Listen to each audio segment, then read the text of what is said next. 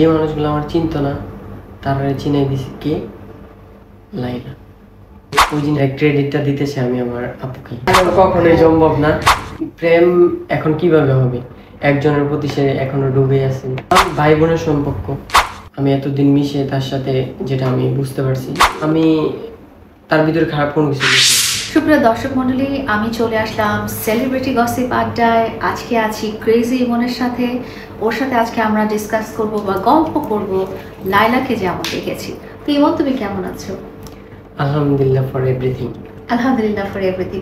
So সবাই বলছে যে তুমি বাপ্পারাজ হয়ে গেছো, লাইলা মামুনের সাথে চলে গেল, এখন কান্নাকাটির ব্যাপারটা কি বলো দেখি। আচ্ছা, এখানে বাপ্পারাজ হওয়ার কি আছে?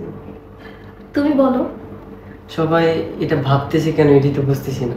তোমাদের দুইজনের মিল হয়েছে, ভালো কথা। তো আমি তোমার ছোট ভাই, এটা আমি এর আগেও বলছি লাইভে, এখনো বলি, সবসময় বলবো।